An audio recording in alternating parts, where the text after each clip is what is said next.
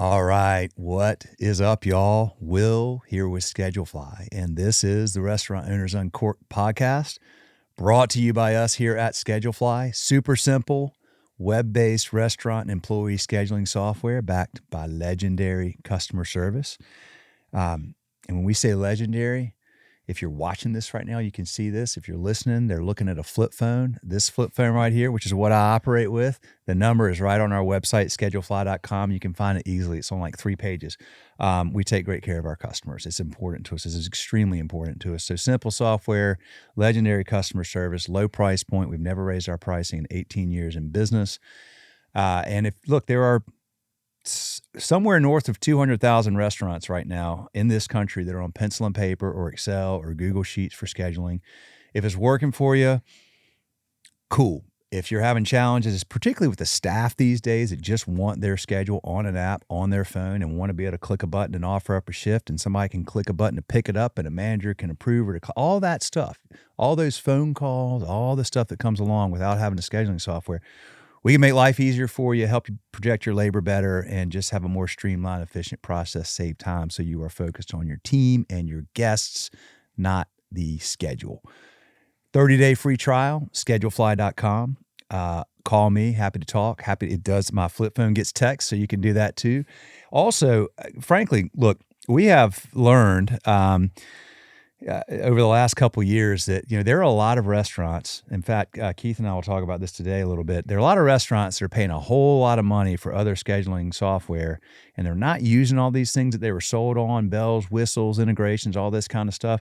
So look at what you're paying for your scheduling software. Go check out our prices, and there's a distinct chance we're less than half what you're paying, maybe even a third of what you're paying. We'd love to earn your business too. So schedulefly.com. All right, enough about Schedulefly. We are here in studio at Everybody Studios. These are the best opportunities to have our guest in person, mic'd up, filmed, and everything else. And this is a really personally rewarding and special episode for me because Keith Santangelo flew down here from New Jersey. And Keith was one of the earliest Schedulefly customers, was a Schedulefly customer for many years, has been on this podcast, I think twice, was actually one of the 20 owners that we picked for our second Restaurant Owners Uncorked book. We did our first one in 2010, second one in 2017. We would take the top 20 stories that we had told over a period of years and put those in these books. And Keith was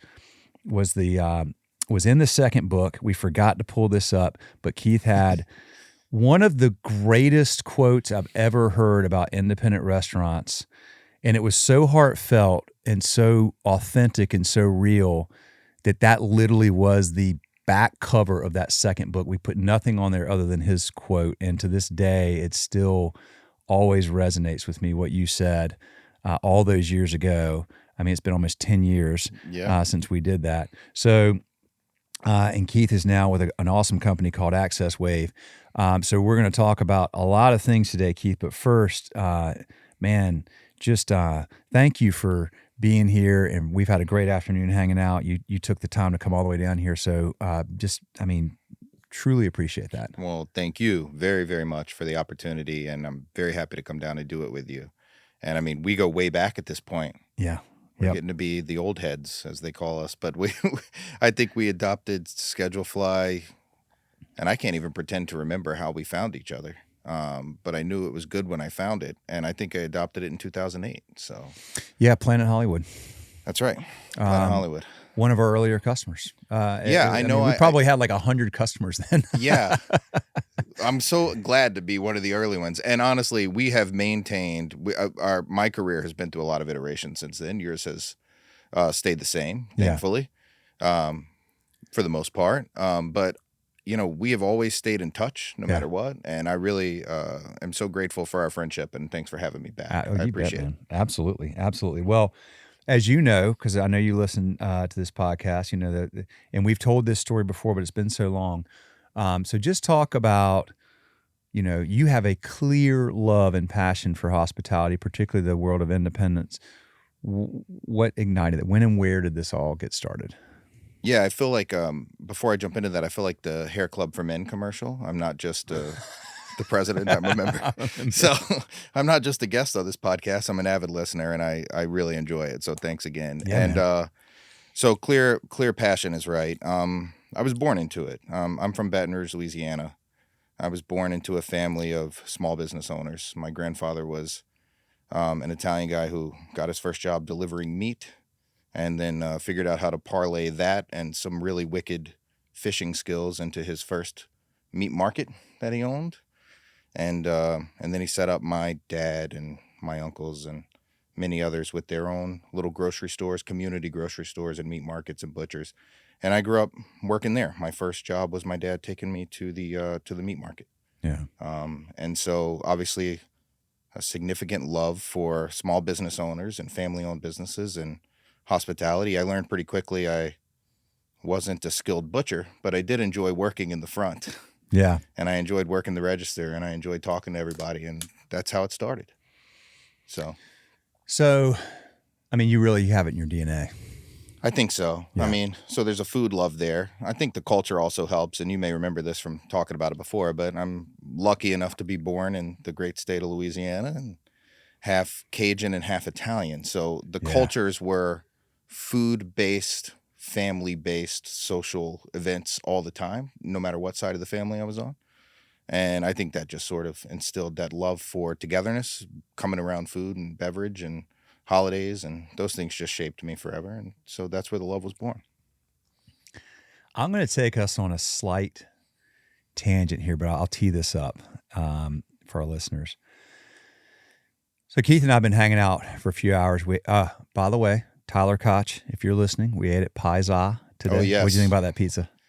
Unreal. I was a guy who's had a lot of New York pizza. Yeah, it was really good. Yeah. I love the concept, and first impression was, holy hell, this is the biggest slice of pizza I've ever seen.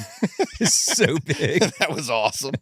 Yeah. And then it was delicious. I had the sausage, and it was cool to learn, as I just explained my background, that right up on the menu, it talked about that sausage coming from a local butcher shop in town. And I didn't bring it up then, but you probably understand more now. I thought that's really cool. Mm-hmm. I love that it's sourced like that, and it was delicious. And didn't meet Tyler yet, but way to go, man. Awesome. Yeah.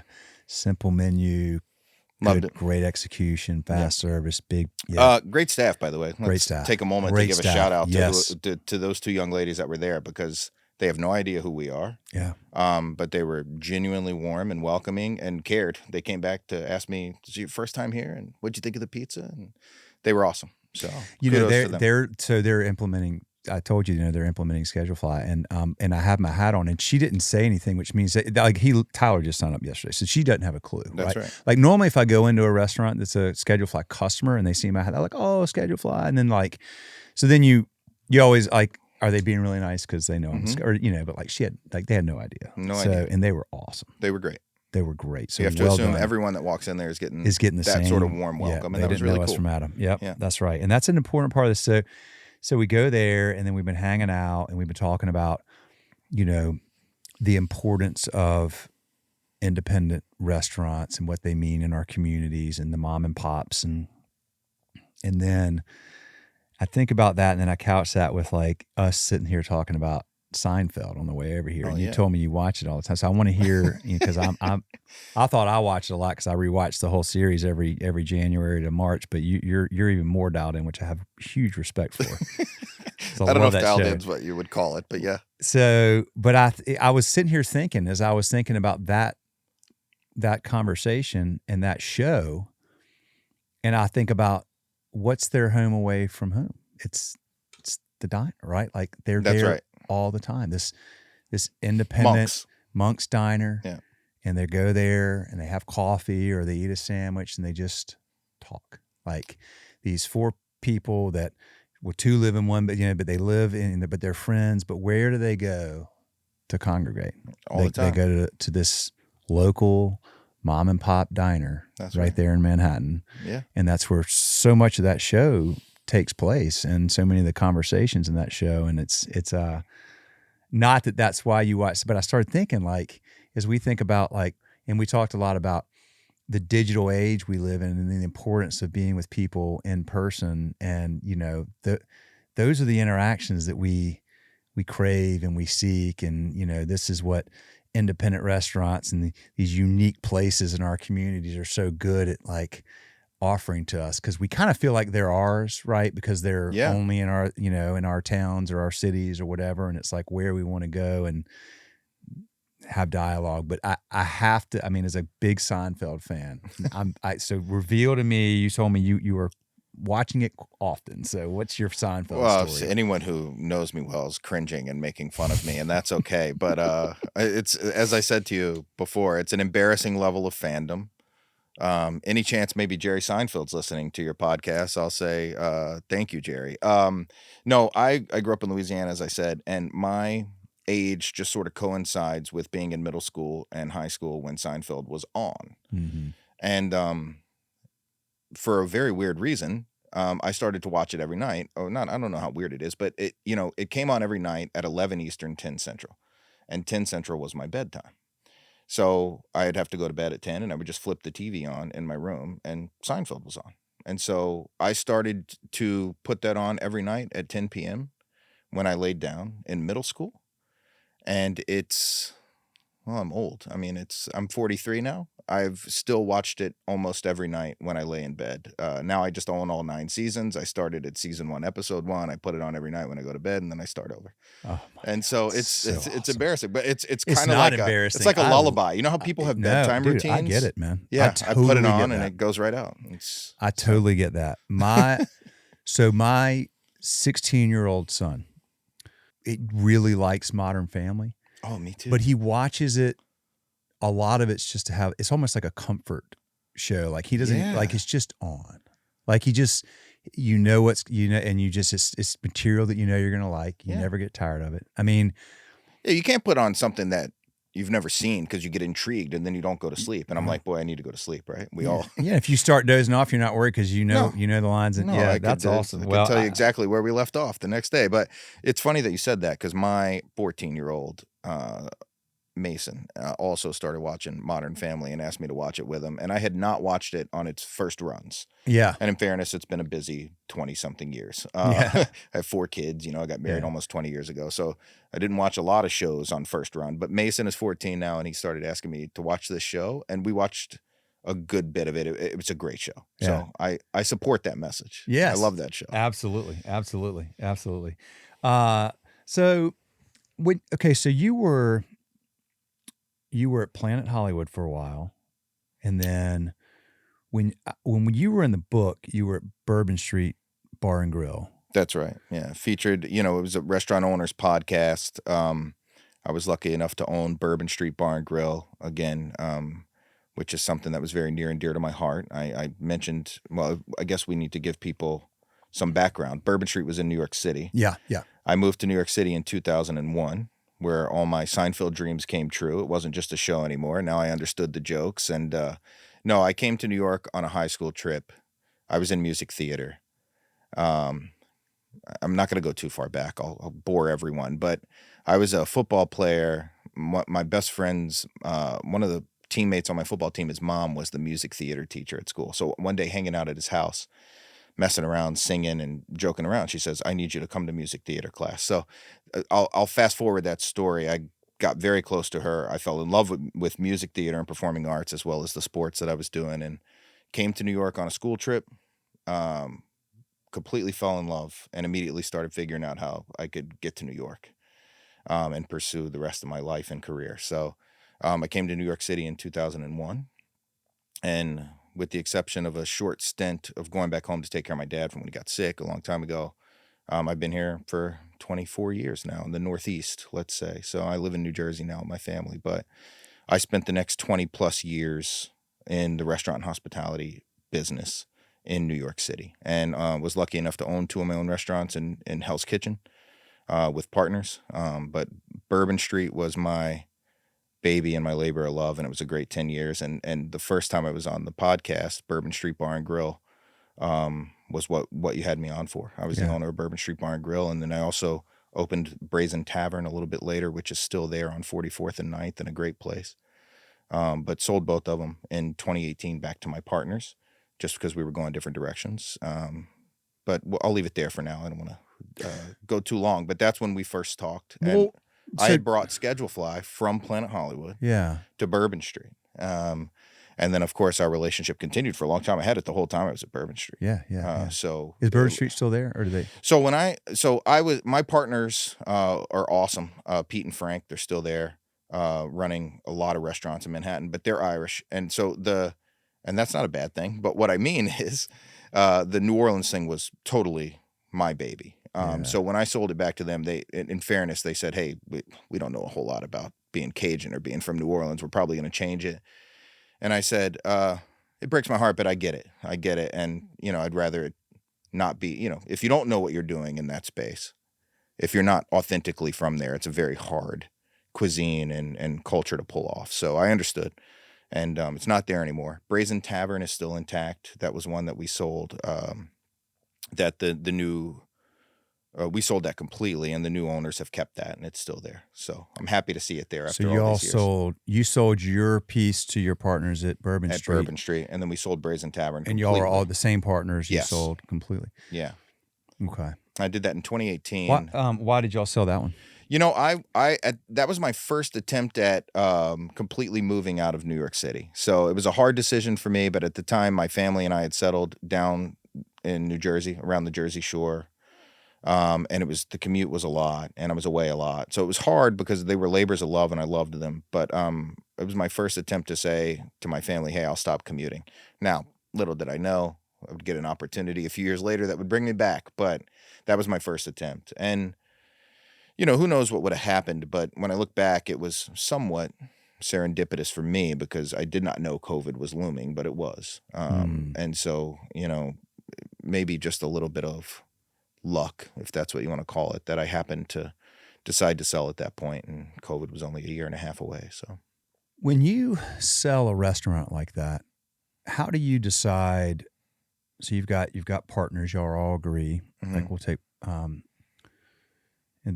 Bourbon Street, you sold your shares or whatever, your equity, I guess. And then the other one you sell, is that normally done through, is it a seller note? Is it cash? I guess it can vary, but just however you want to talk about that or how much detail you want to put into that, it's fine. Like if I'm selling a restaurant, typically how am I going to value it and how am I going to get paid?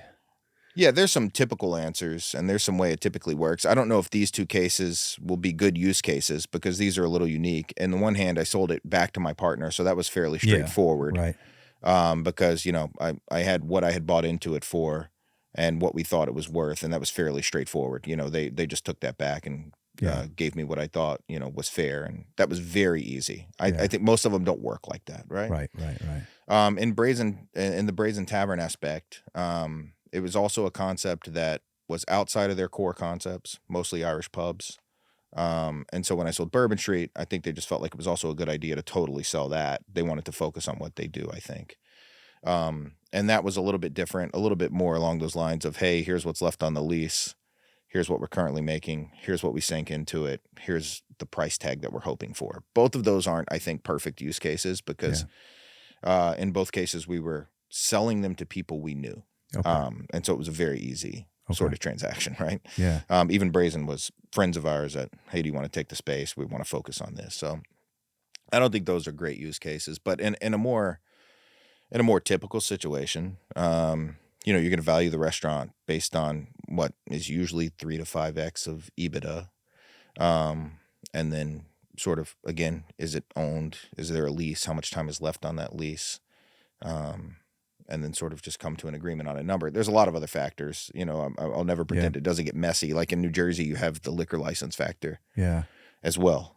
Because in New Jersey, the liquor license is an asset that has to be purchased. You can't just get them. There's a limited number of them. Oh, so you have to. Okay. Correct. Yeah. So that's an asset that would be additionally considered. If you own a liquor license in Jersey, that is a very valuable commodity. That's right. And I won't send us down the New Jersey politic rabbit hole of liquor license, but they're currently, going down a little bit. It's a hotbed button time and time again in New Jersey. Okay. Because of the blue laws and the way that the liquor license works. But yeah, they fluctuate the way any asset would on the market, right? Depending Yeah. on supply and demand and how many liquor licenses there are. So, yeah, I think right now you'd probably look at anywhere from 200,000 to 800,000 for a liquor license in For New a Jersey. liquor license? Yes. True story. Now in New York, Can't even it's imagine. yeah, Really? New York, it's $5,000 and an application fee, right? So it's a very different environment. Okay. But liquor and alcohol consumption is going down, Mhm. generally speaking. Correct. So those prices, I would think, are going down, generally Correct. speaking. And those numbers I just mentioned are lower than they were 2 years ago and 5 years ago, in my opinion. Okay. All right. Yeah, Morristown, for instance, is pretty famous for their liquor license prices. Morristown, New Jersey is a really great restaurant and bar town, North Jersey. And for a very long time, those liquor licenses were north of $1 million. And that was a pretty well-known fact. So Been there for a wedding. Beautiful town. it is. Beautiful Yes, town. it is. Yeah, really cool town in North Jersey. That's where you see why Jersey's called the Garden State. I mean, when we drove up through there, it was beautiful. Yeah, absolutely beautiful. I love Jersey. I Yeah. really do. My wife's from New York. I'm from Louisiana. Jersey was our compromise. And we moved there in 2011. And where I live, I happen to adore. I think it's really beautiful. It's a great place to raise a family. There's a lot of farms. Yeah. I think a lot of people come to New York and see the turnpike of New Jersey. Oh yeah. And it Yeah, looks right. like yeah. the end of Earth. Yeah. Yeah. That's what it's. That's what the image you have, right? Of course, Newark yeah. and the Yeah, sure. Yeah, and it yeah, doesn't look like the greatest place on earth, but the rest of the state, there are many parts of the state that are really awesome. Yeah. I mean that. I was blown away. Yeah. Absolutely beautiful. We went over to Princeton and stuff too. And Yeah, for sure. So okay, so that was 18, and what did you do right immediately after that? So immediately after that, I got the opportunity to meet the CEO of Jose Tejas, which was my favorite restaurant for a long time. So, my wife is from Staten Island, and for people who are up there, you know that Staten Island really likes to go across the bridge and go to this place called Jose Tejas. And Jose Tejas is part of a bigger group. There were 6 restaurants, Border Café and Jose Tejas, that is fusion of Tex-Mex and Cajun cuisine, and it's really good. And they're a really well-run business, really well-run organization, single owner. The owner's actually down here in Virginia. But at the time, someone introduced me to the CEO of Jose Tejas, and we hit it off. I talked about how much I loved the restaurant and how I'm from Louisiana and how just impressed I was with the menu. And this is all authentic, from scratch recipes that I was just blown away by because it was hard to find up here. Yeah. Great gumbo, great jambalaya, just really cool menu. And he said, well, we're looking for kind of a VP of Ops, COO. I'd love to keep talking to you about that. And so that's what I ended up going to next. And I spent 4 great years there. 6 restaurants, 3 in Boston, 2 in Jersey, 1 in Delaware. And I learned a lot there. I learned as much there as I learned anywhere, even after having been an owner, because they operated on a different level. So, going there and spending that time there was really rewarding for me. It was a good time, too, to be home more. It was a good time to sort of strategically be there because COVID happened, and I was able to steward them through COVID with the rest of the team. So you started in like 18, 19? I started there in 18. Okay. And then obviously COVID happened in 20, around St. Patrick's Day. I just remember it being tied to St. Patrick's Day. So I know it's right around there. So March of 2020, I think we shut down. Yeah. And then we were shut down for a few weeks. And I mean, everyone remembers. You don't need me to recap it. We didn't know what the hell was going on. And we thought it was airborne and everybody was terrified and we were cleaning everything. And after a few weeks, so this was a particular challenge because if, Jose Tejas and Border Café is 100% scratch kitchen and they did 0 to go.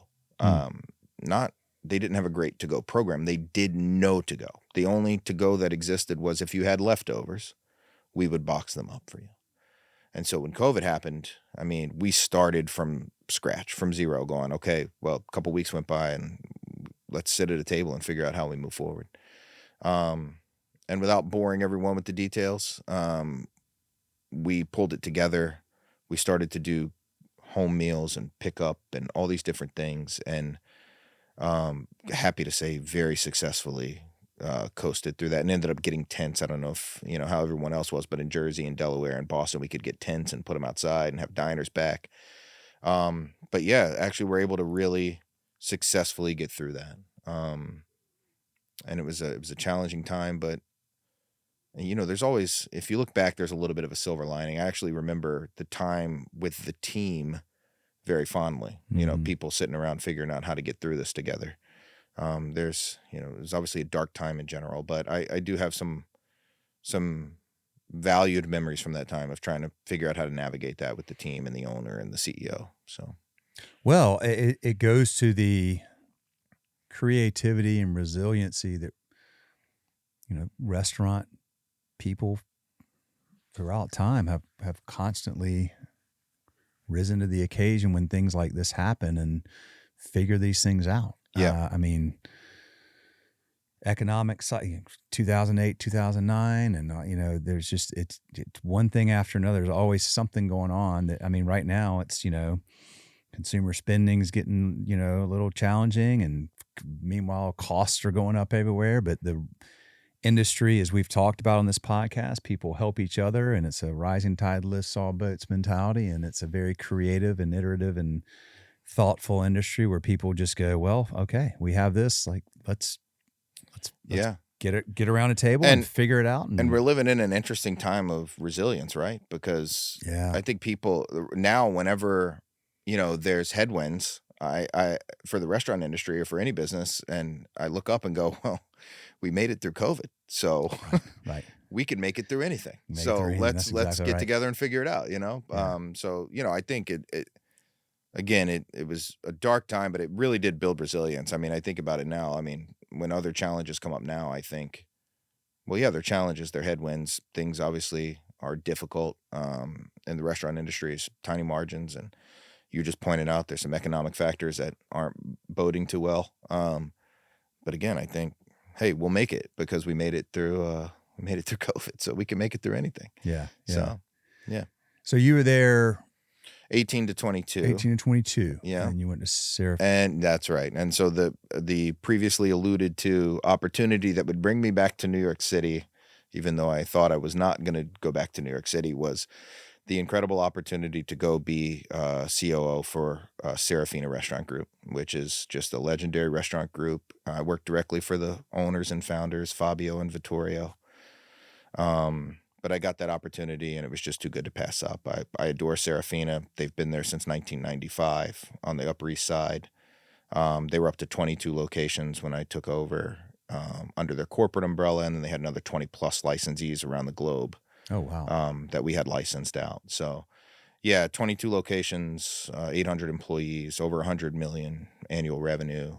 Just an incredible opportunity for a brand that was a mainstay that I really admired, and working directly for the founders was an opportunity I didn't want to pass up. So different concepts within that, or is it all? Mostly Serafinas, but okay. They had branched out a little bit. Some went great, some did not. But Serafina and Brasserie Cognac are the two that remain, as well as Farinella Pizza. So those are the three concepts that they run right now in New York City. They tried to do coming out of COVID, attempted to pivot and do a little bit of a fast casual version of Serafina, and understood the thought process, but it did not ultimately work out. But I think they're back now to focus on the traditional Serafina. The full service upscale Italian brand is an incredible experience. And it's proven that by being successful all across the globe. I mean, there's 3 in Tokyo, they're in the Mideast, they're in Italy, they're in Puerto Rico. So it's a great Italy. Yeah. 3 in Italy now. What is tell me, okay, which is rare, right? Like, well, I mean, I was gonna say, like, an American company going over to Italy and doing Italian. Yeah, I think I don't think that works unless the owners are actually Italian. And they are. So, right, like they've always maintained some time in Italy and some time in America. I mean, they are Italian guys. Yeah. Italian's their first language. That's where they're from. They came to America later and started Serafina. So I think that only works because they are actually Italian. They really understand the Italian landscape and the culture. And so they were able to help that transfer. I don't recommend it for like normal American-born Italian brands to try to go into Italy. It's just I think it's just ill-advised. But Yeah. Serafina, those guys are in fact Italian. Fabio and Vittorio know what they're doing, and so they've successfully opened 3 in Italy in the last few years. And then you have they license. Talk about licensing versus franchising. Why license versus franchising? What are the differences? So I think franchising is a lot more complex, right? You have the FDDs, which you know about. I've heard you talk about them before.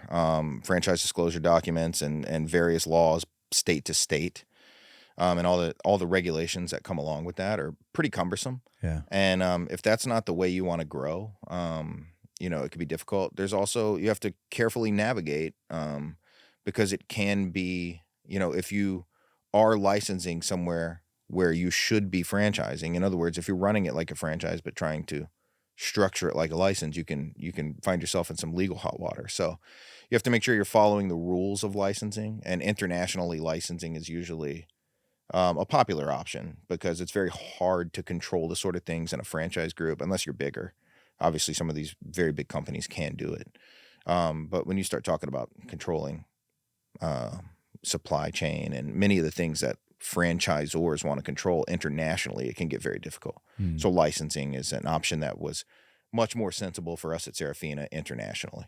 So these are international licenses, Yes. not okay. Got it. Okay, got it. Gosh, when we started Schedulefly, there was very little restaurant tech. Now there's a massive amount. Yeah. Like an overwhelming amount of restaurant tech.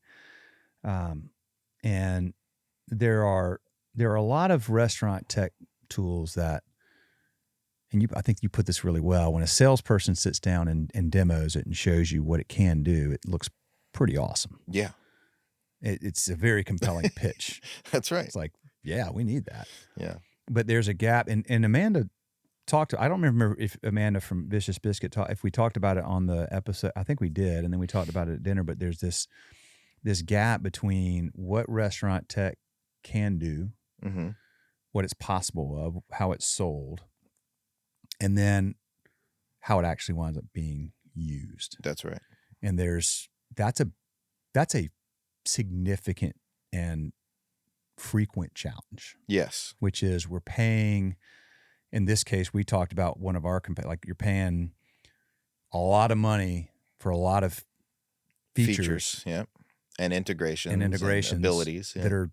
That again, salesperson, yes, we need that. Yeah, I think it's about theoretical versus actual. What's actually right? Yeah. So theoretically, happening. When you see what some of this tech can do, it's awesome, right? You're like, holy crap, this is awesome. Yeah. In the circumstance I was sharing with you earlier, I have this particular organization, a large team, and as an organization, we decide to invest in some pretty big tech because, again, it's certainly theoretically awesome. We would love to be able to do that. But you look up many months later, and there's been, we have a real challenge with adoption, right? Yeah. And so as the CFO at the time, I call people in and say, we aren't using this. Why aren't we using this, X and Y and Z? And they go, oh, the managers don't want to use it. The employees don't want to use it. They don't like it. And without going too deep down that rabbit hole, at some point you say, well, if we're not using 80% of the functionality, why are we paying 100% of the expense, right? Yeah. So the challenge for me, and I'm not here to sit here and talk to you and say that was a bad option or not a bad option. I'm simply saying, as I was before when we were talking, is if only 20% of the functionality fits your organization and is adopted and used, then take a hard look at what you're paying and what you're paying for, because a lot of times tech is about fit. Unless you're in a really well-run organization, well-oiled machine that has, great training, great implementation, and is going to get a big team on board with using and adopting. And to me, that was always a big challenge. I've had a lot of frustrations with that in my career as a leader or as an executive, is adopting things and then getting adoption from the rest of the team and function usage from the rest of the team. So, hey, we're paying for, all this ability that this can do, and we're only using 20% of its capacity. Yeah. So, we were talking about that before. I just thought of this.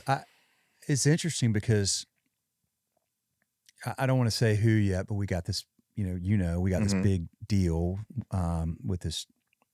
I'm still kind of blown away, but with this chain that has over 150 locations, and it just hit me. Like, we've been doing these rollout calls, and they were like, we'll invite you in case you can attend. And I'm like, what do you mean? Like, well, we don't want to overwhelm. Like, we have some subject matter experts that have been using it during the pilot that have raised their hands and said, and we want them to have an opportunity to step up. And I'm like, well, that's cool. Yeah. I mean, that's really awesome. But I mean, you're paying, like, I'm going to be on these calls. Yeah. Like, I mean, I'm going to tell people to call my cell phone if they need to. Yeah. Like, that's what we do. And they're like, okay, I mean, you don't, but I guess it just kind of clicked for me that I think so many, even a chain that big, they're used to not having help with, like, they buy this tech and it's like, best of luck.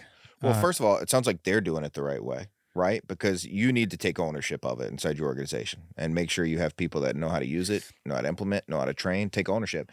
But I would also say, so it sounds like they're doing the right thing. I would also say take all the support you could get. I would take as much from I just feel like you should Schedulefly as they expect wanted to that. give Like, too, Yeah. Yeah. I mean, it's almost like people are getting used to just not having, that's a weird thing to me. You and I talked about it earlier, right? And I said, I don't know if this is great advice or a great answer, but I said, if I had like a tech or software solution for the restaurant industry, I would put a significant amount of money into an implementation team that literally held the hands of the restaurants or businesses that were purchasing this, because that's the key to success. Yeah. If you could get them on board and get them using it, and then they see all the positive benefits, but it's really just adoption. So yeah, I think you're doing the right thing. Sounds like they're doing the right thing. I'd say put as many people on it as willing to be on it until you've got the full adoption and buy-in.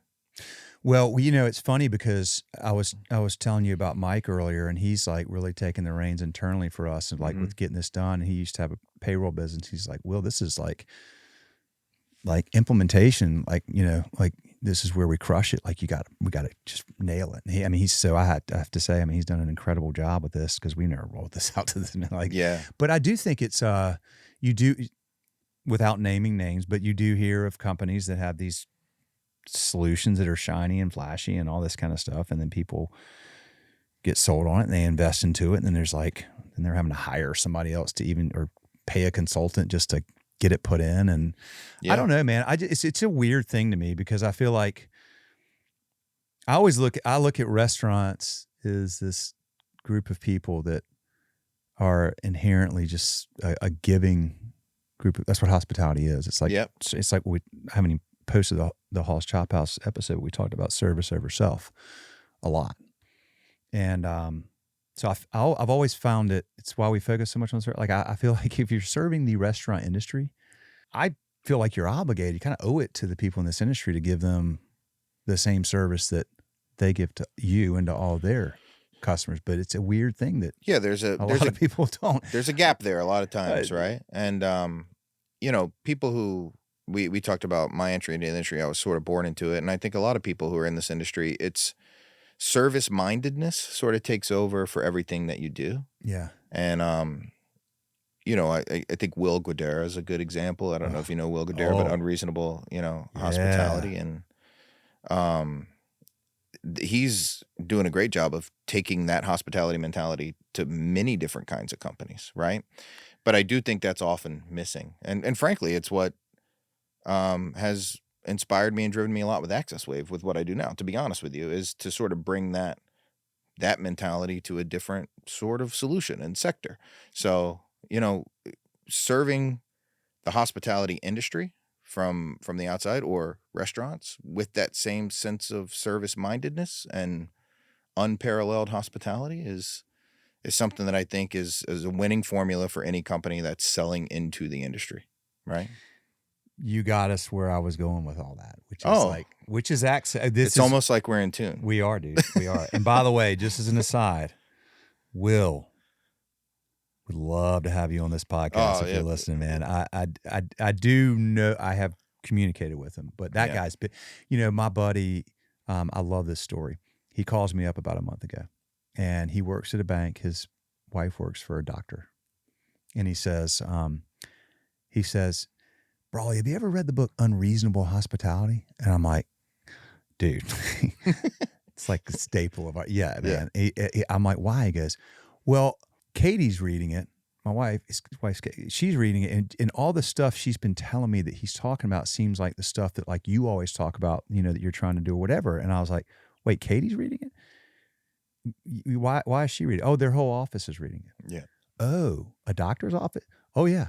And then I start here, and then I'm here, and like it's like everywhere now. And he's speaking at like, I guess like Fortune 500 companies and stuff. Yeah. It's so awesome. And it's why I would love to have Will on here, because that is a lost art.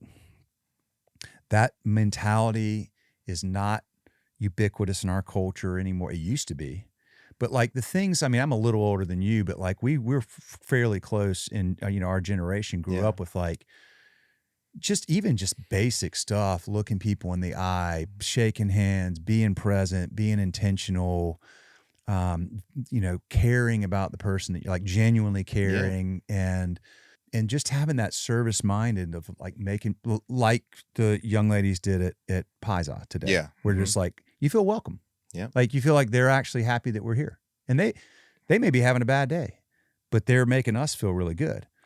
And there's not many businesses that you interact with now where that is the outcome. Or not just in hospitality, like just in general. Yeah. But then it's hard in hospitality. And so I feel like when you kind of nail the basics and execute on the basics of what we would say is like common sense, but nowadays is maybe not as common. But when you do that, whatever industry you're in, which is why this book works in healthcare or anything else, people notice, like they're blown away, and then they want to be your customer again because it's not that common. That's right. Yeah. Well, I think what he's done such a great job of is finding such an obvious differentiator for any business that's so poorly adopted. Yes. Yeah. You know, and I love to get his email, and I love to read the stories that he picks out, whether it's on an airline or whether it's in a car dealership. I really enjoy reading his emails. So if you get him on and you decide to do one of those new roundtable formats, count me in. Look, we can do 4 people here in the studio. We've got 5 chairs in here. That's all I'm saying. Absolutely.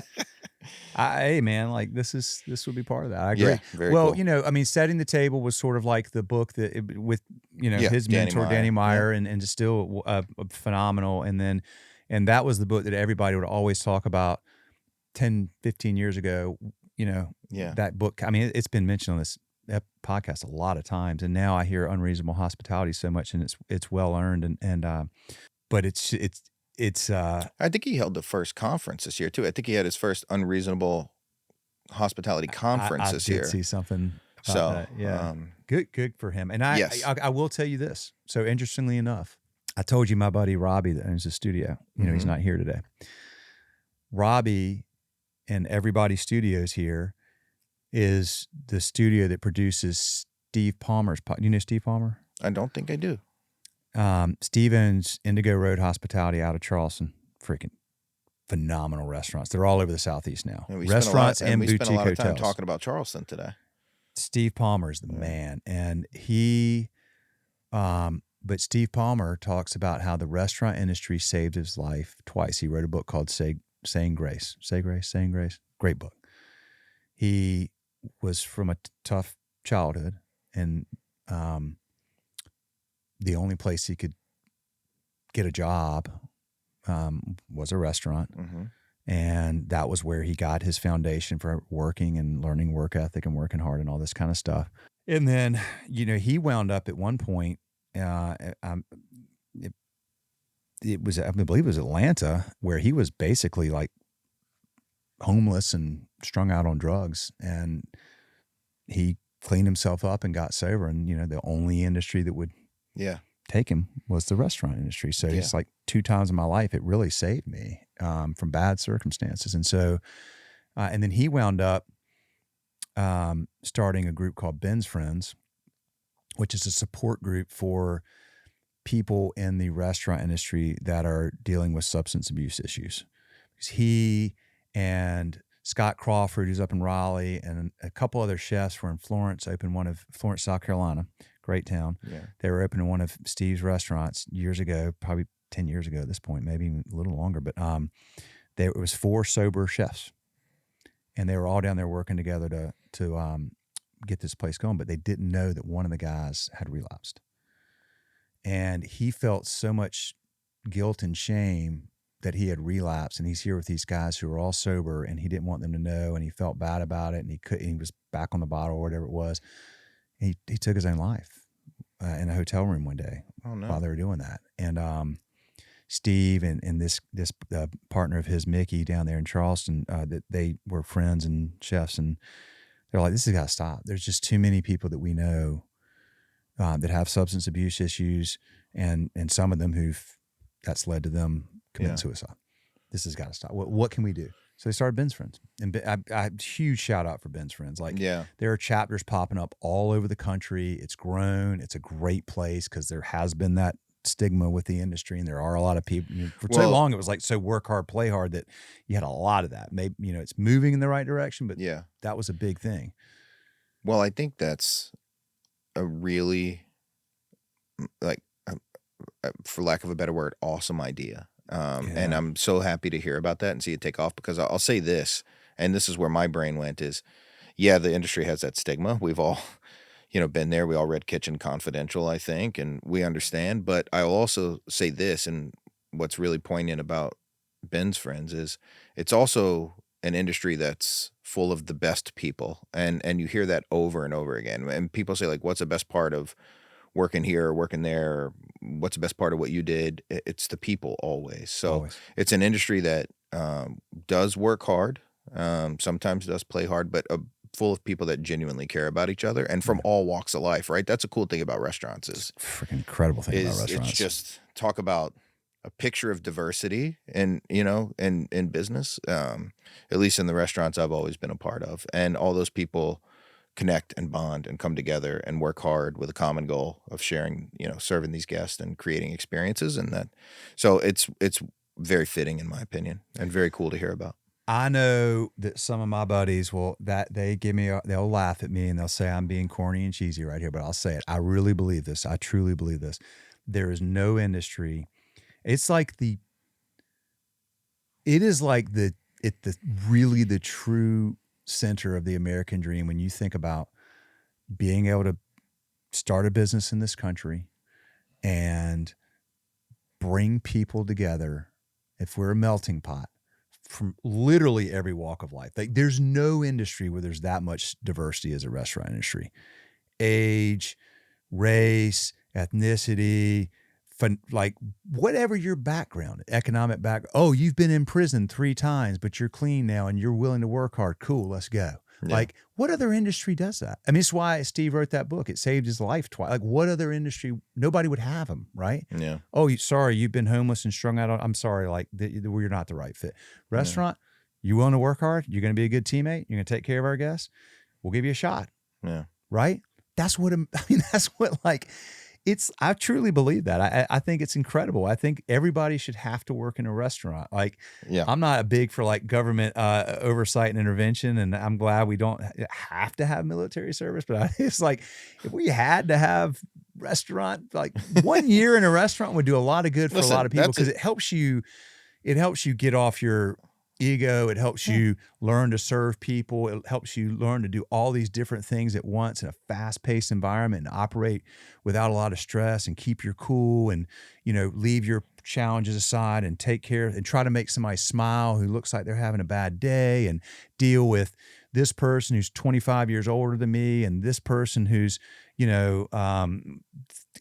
on the total opposite side of the political divide or whatever it is. But like, we're going to come together and work hard. And like, what else does that? What other industry? It's advice you hear a lot, and there's a good reason for it, right? I mean, you hear it from almost every section of the business world. I hear people say, I think everyone should work in restaurants for at least a little while. And a lot of people who are very successful, executive leaders or CEOs or founders today started out in restaurants, and I hear them say that all the time. I think everyone should work in a restaurant.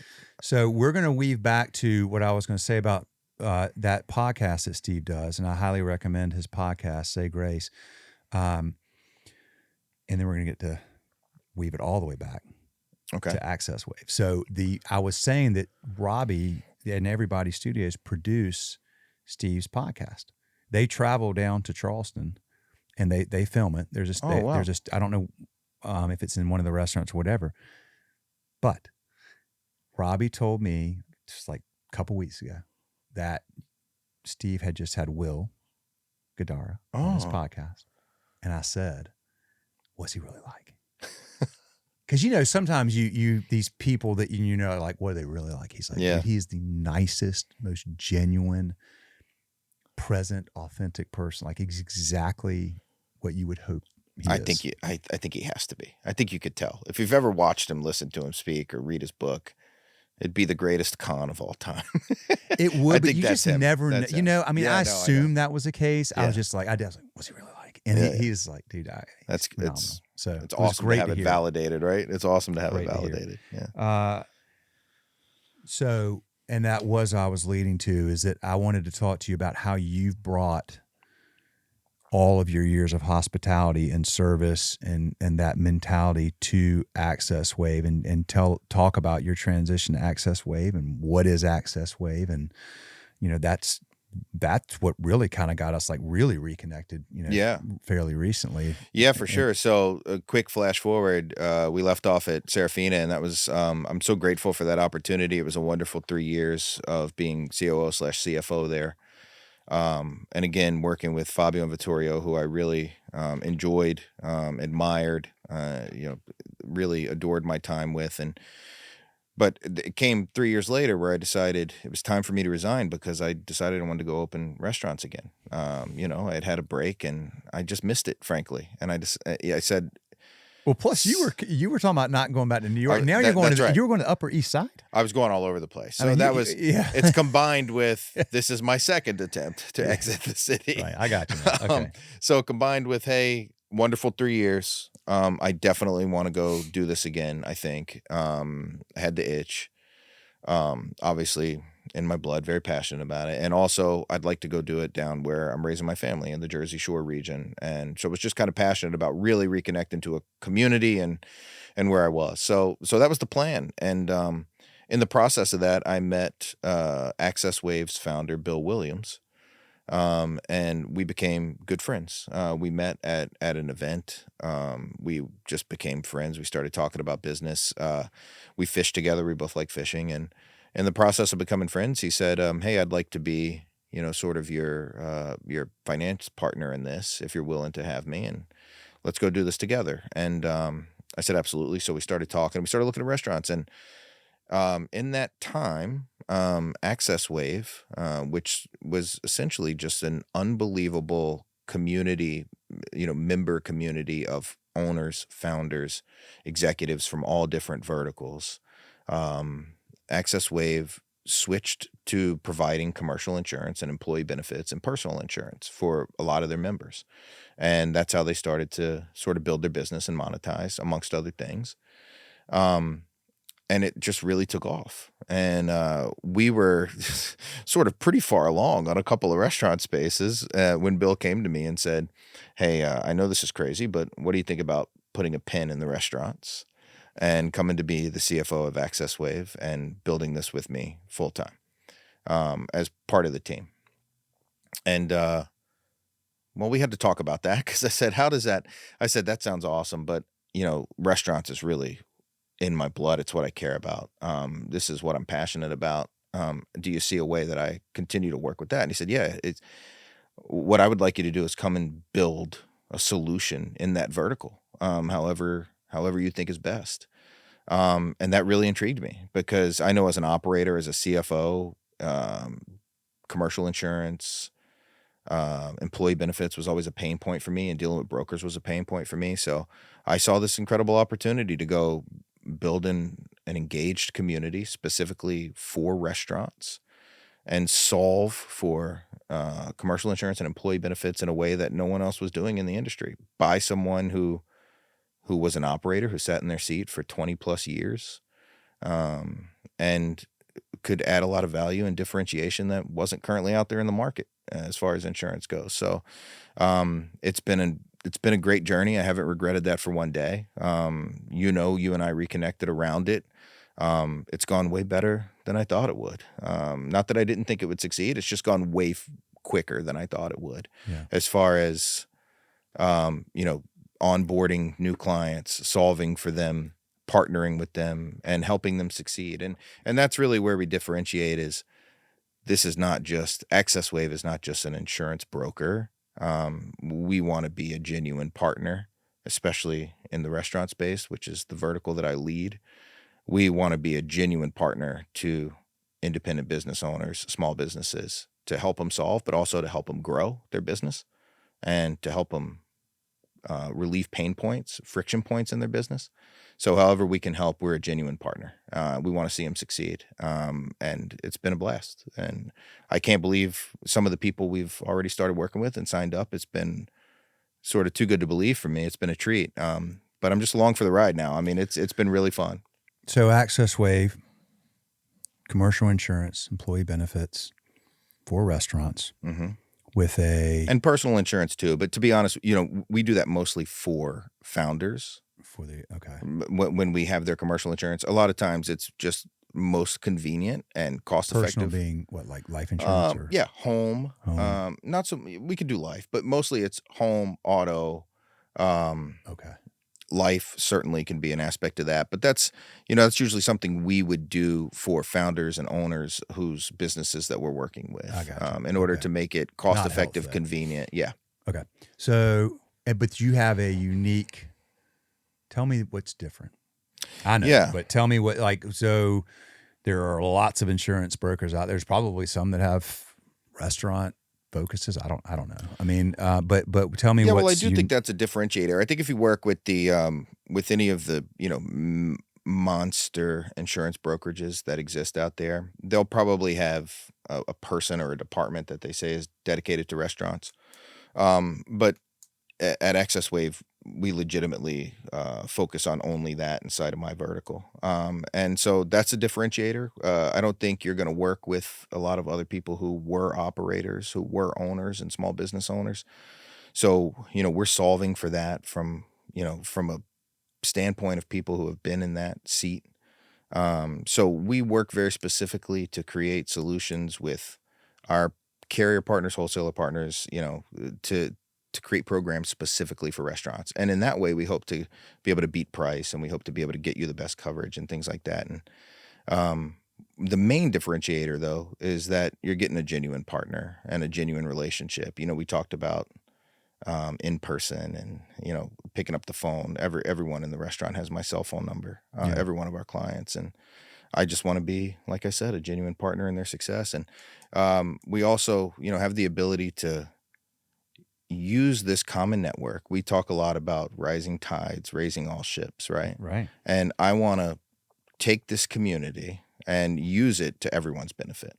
So whether we use our community to make connections and help solve pain points, like I said before, or entertain new greenfield spend or brownfield spend, we can do that by using our community. So there's a few differentiators there.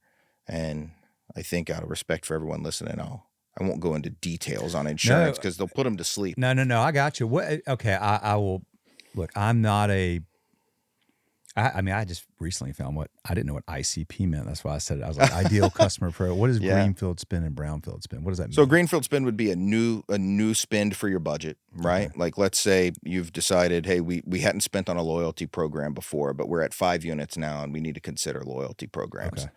That would be a greenfield spend, right? Okay. So now we, as AccessWave, in a differentiator, you might be able to call me and I might say, hey, I'm friends with or work with 3 really great loyalty programs, and here's the one I recommend. And, let me make a warm introduction for you, just as a place to solve a pain point, and so that's the way we want to genuinely partner and help. A brownfield spend would be something where you're redirecting a budget spend. Like, let's say this will be a shameless plug if you're ready for it, but let's say you were on X schedule and now you're looking for a better solution, then then that might be a place where you're redirecting a budget or looking to change. Actually, if you're on X schedule, it would be brown and green because you're going to be saving money, and then you have got more green to spend. I've spun you. I've wound you up and turned you loose. Yeah. Okay. Well, there it is. I mean, see, that's it, man. Yeah, and the last thing we touched on it before, but I really want to, like, this space is a space where hospitality doesn't typically exist. Exactly. Right. And so I really want to take my 25-year career of doing what I really love and am passionate about and bringing that sense of service-mindedness and guest-centric thought process and hospitality to this industry, which is something you're not really normally going to see. But when you call me, I hope you feel like you're being, you're calling, to talk to your insurance expert or business partner, and you're being treated the way an owner would treat you if you were a guest in his restaurant. That's it. This is what that all led to that, right? And that's the unreasonable hospitality that we don't get, sometimes in hospitality, but certainly in most industries. Yeah. And you're taking that and deploying it into an industry that you don't normally think of that terminology with. That's right. And I'm really lucky and grateful because this entire team of people at AccessWave has just holistically embraced that, and been enthusiastic about embracing it. Yeah. When I say, hey, hey, little changes like, hey, I don't want to refer to people as clients, right? I want to refer to them as our partners or our guests or, whatever we want to refer to them as.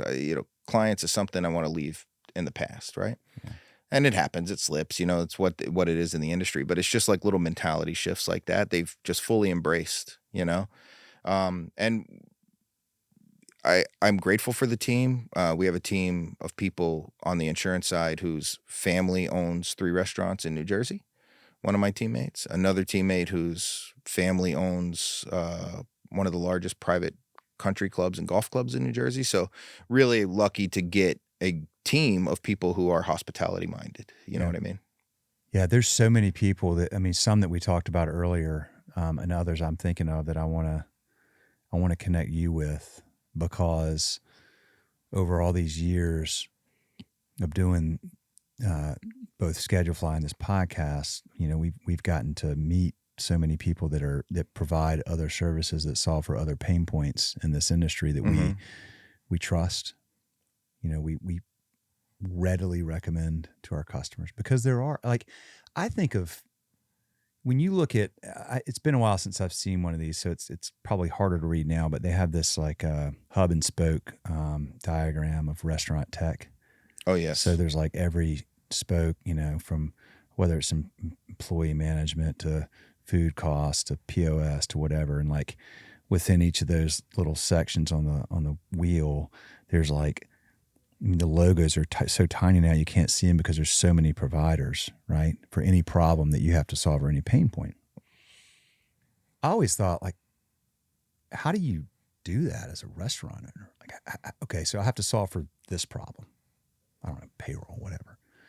Well, there's 50, where do you even start? So what we've tried to do is vet and get to know providers that, provide other services that solve other pain points that we do, that when we talk to our customers, it's like I told you, I had a conversation with a customer yesterday, a big restaurant group. And, I said, what's your biggest pain point right now? Is it food costs? Is it labor costs, butts and seats? She said butts and seats, instantly. I was like, cool. Nicholas Wicks, here comes your plug, man. I said, Nicholas Wicks, check this out. Have you ever heard of check this out? No, I haven't. Say, well, here's what they do. Do you want to talk to them? I absolutely want to talk to them. Boom. Versus, how do we get butts and seats? I don't know. Let's go start researching this and see if we can figure it out. And there's, you call your other restaurant people and stuff like that, and word of mouth. Yeah. But I think that there's something inherently valuable about trying to help your customers solve for problems that you can't solve, but that you know somebody that can solve, that's huge value to that relationship. And that's what creates those.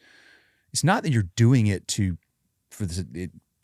keeping their business. It's that you're doing it because you're trying to help them, but because you're helping them solve other problems, then they just become more loyal and happier with you. We've experienced that over and over. Yeah. Well, look, we both know, you and I, because we're old friends, we both genuinely care about what we're doing. Yeah, so, right. so from that standpoint, we just want to help solve problems, right? Yeah.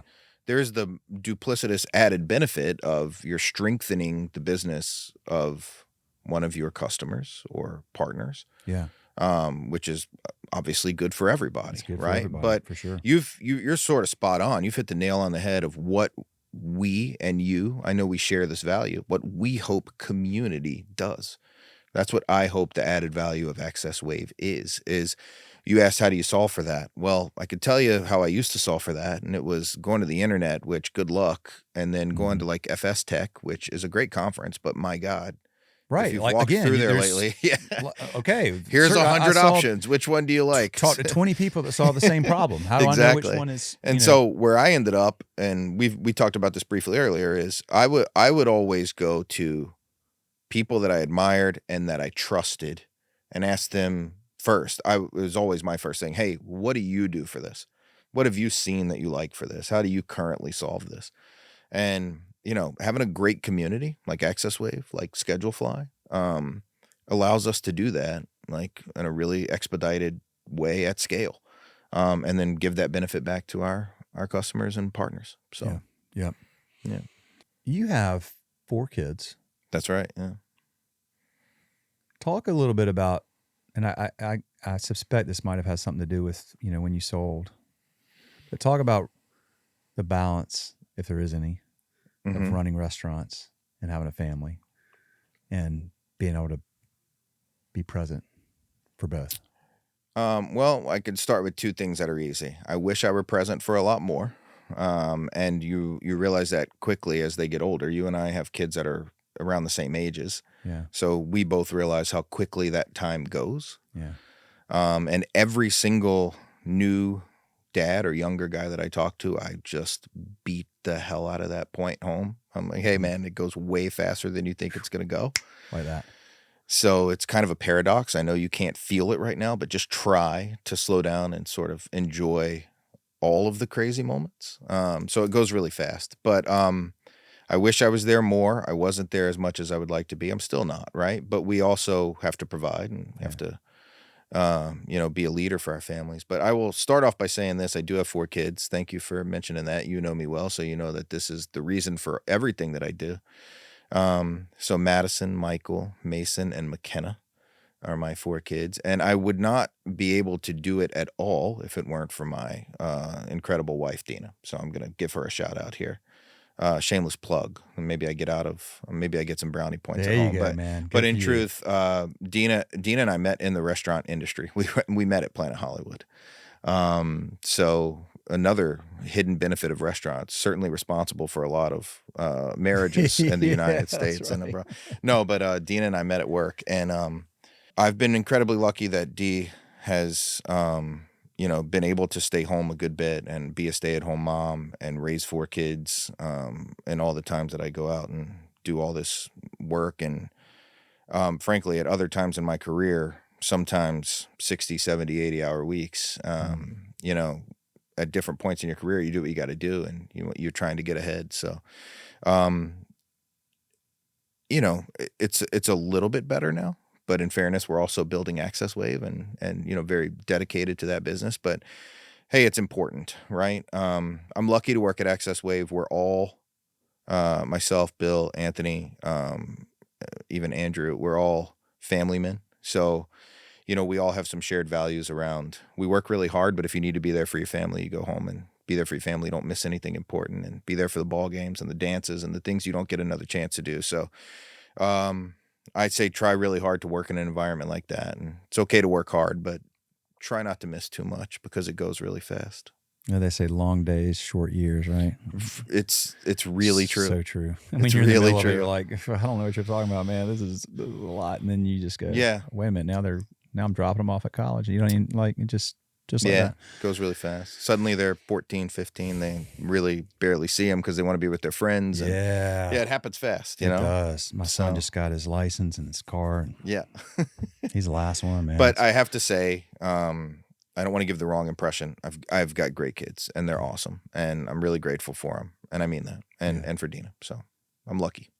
Well, I hope that you guys were earlier you were talking to your bride on the phone and talking about, South Carolina, and we want to recruit you down here, man. We need a wonderful family like that down here. So, those listening, I was trying to sell Keith on, if he's looking at the Carolinas, Fort Mill, Rock Hill, Greenville's another good place. I tell you, man, Greenville, South Carolina is phenomenal. I mean, put that on your list. We'll check it out. If you go visit Greenville, you will be like, how do we move here? I guarantee it. Well, I'll take Dina down there because her to Greenville. I need her on board. Take her to Greenville. And when you go, seriously, if you do, don't forget to call me, because there's a group down there called named Table 301 Restaurant Group. I've had Carl Sobosinski is the owner, and he is he is on my personal Mount Rushmore for restaurant owners. That episode, it's from like May, June of 2023, like about 2 years ago. Yeah. Highly recommend. All right. It's on the list. Amazing. But the restaurants there are great. Hall's Chop House, which I mentioned. Yeah. Just had those guys on. We'll be posting that soon. They got a location up there. I mean, I forgive me for those of you that I miss. I mean, there's a lot of great restaurants, vibrant city, got this beautiful river running through it, just a great climate, right tucked like just down outside of the mountains, so easy access up to the mountains, just a couple, 2-3 hours down the road to Charleston, like cool place. So sounds great. I'm on board. And by the way, this came up because I do a lot of traveling around for my son's baseball. And baseball took us to Myrtle Beach. Yeah. And then we just sort of really enjoyed Myrtle Beach. And so then we came back with the whole family for a vacation and then visited Charleston. And that's how all this came up. I said, now we're considering maybe we need to move to the Carolinas. And then it sort of followed up by me saying how much I enjoyed Charlotte today and how nice I thought it was. So, well, I'm really grateful that you took the time and, I mean, again, like another away from your crew back at home to come down here and be on the podcast. I mean, that's we can do this stuff via Zoom, and I appreciate you coming down here and doing this and having this conversation. So look, you guys are very good and very focused on helping independent restaurants. This isn't something nothing wrong with chain, but you're not serving big chain. You're serving people with 1, 5, 10, 15, 20 locations, and with commercial insurance, employee benefits. So if the whole gamut. If people are saying, well, that's kind of a pain point for me, this is interesting. Or mine's been going up every year. Mine keeps I need going to shop up. I need to look around. Yeah. Or I'd like to work with someone. Where do they find you? Yeah. Yeah. So, I mean, the AccessWave.com is the website, but honestly, we get very little traffic through the website. They could reach out to you. They could reach out to me. My email is keith@theaccesswave.com, KEITH @theaccesswave.com. I think my cell phone might also be on our website, to be honest with you. So feel free. I might have you beat there. So feel free to look us up and give me a ring. We write in all 50 states. Obviously a large percent of our partners are in the tri-state area because that's where we are. And we talked about how much we like to be in person. But we actually do have clients all over the nation, which we're blessed to have been growing at that speed. And we'd love to talk to anybody that is looking for help, questions, assistance. I'm happy to talk to anybody about it. And I love just talking to restaurant operators anyway. So give me that. We can get on the phone and an hour goes by. And so I could do that with anybody and would love to talk. And I appreciate you for having me back down. And of course I wanted to come in person. It's been a while since we hung out. So thanks for having me down. It was great to see Charlotte. And great to be on the podcast again. As I said before, I'm a fan and a listener. So I'm happy to be on it again. And a very valuable added guest and contributor. So thank you all if you're watching, since we're filming this one. If you're listening, we appreciate you. We would love a 5-star rating on Spotify or Apple Podcasts, wherever you're listening. The more of these ratings we get, the more these algorithms put this in front of people that are looking for content like this. So if you like it, just take 2 seconds, pop that 5 stars, and more people will hear it. If you want, Keith told you how to get in touch with him. If you want to get in touch with me, as you know, you can find my cell phone number right there on Schedulefly's website, schedulefly.com. Y'all are awesome. We appreciate you. We thank you for watching. We thank you for listening. More episodes coming soon. That is a wrap. See ya.